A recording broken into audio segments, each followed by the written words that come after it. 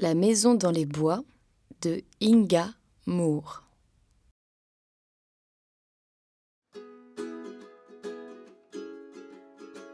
Dans une tanière au fond des bois, habitait Suzy Truy. Juste à côté, dans une hutte, vivait Simon Cochon. Un matin, les deux jeunes cochons sortirent se promener. Suzy Truy trouva une plume et Simon Cochon un très intéressant bâton. Mais lorsque Suzy Truy rapporta sa trouvaille à sa tanière, elle découvrit que Léon Ourson avait emménagé chez elle. En soi, cela ne la dérangeait pas. Elle aimait bien Léon Ourson. Le seul souci, c'était sa taille. Maintenant, sa tanière était fichue. Quant à Simon Cochon, il s'aperçut en rentrant à la maison avec son bâton que Vincent Élan logeait à présent chez lui. Cela ne l'ennuyait pas non plus car il appréciait Vincent Élan. Seulement, il était encore plus grand que Léon Ourson. Et lorsqu'il se leva poliment pour saluer Simon Cochon, crac ! La hutte s'effondra. Les deux cochons se retrouvèrent sans maison. Léon Ourson et Vincent Élan aussi. Une vraie catastrophe. Mais Vincent Élan eut soudain une idée de génie. Pourquoi ne pas construire une maison où ils pourraient vivre tous ensemble ? Quel projet palpitant! Sauf que bâtir une grande maison avec des vraies fenêtres et des portes, un toit, des escaliers et 2 cheminées n'est pas chose aisée. Seul, il n'y arriverait pas. Vincent Élan téléphona donc au Castor. Et peu de temps après, l'équipe des castors ouvriers arriva sur le chantier. Les castors réclamèrent d'être payés en sandwich au beurre de cacahuète et personne n'y vit d'objection.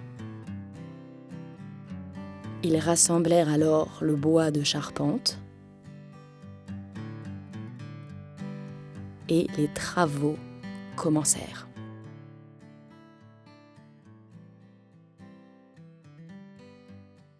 À l'heure du déjeuner, les murs de la maison étaient déjà érigés.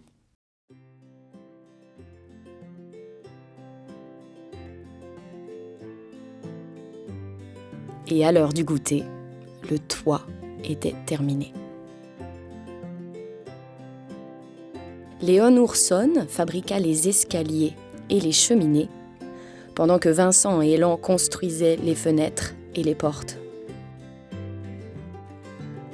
Ensuite, ils accompagnèrent les deux cochons à la décharge chercher du mobilier, des rideaux et toutes sortes d'autres choses qu'on trouve généralement dans une maison. Enfin, la maison fut achevée.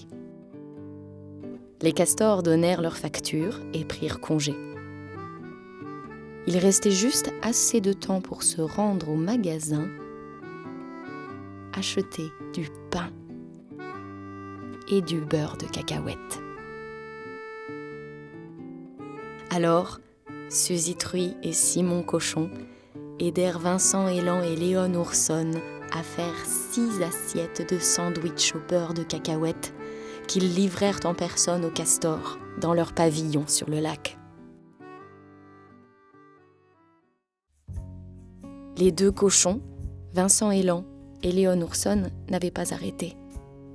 Ils avaient travaillé très dur, surtout Léon. Cela valait-il le coup ? Qu'en pensez-vous ? Regardez, quelle superbe maison ! Léon Ourson, exténué, alla se coucher en premier.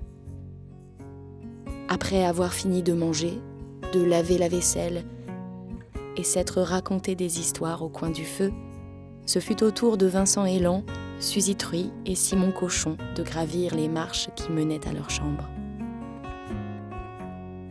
Bientôt, On n'entendit plus que le doux pépiment des oiseaux endormis, perchés sous les toits, ainsi que le léger froufrou des souris dans le tapis de feuilles.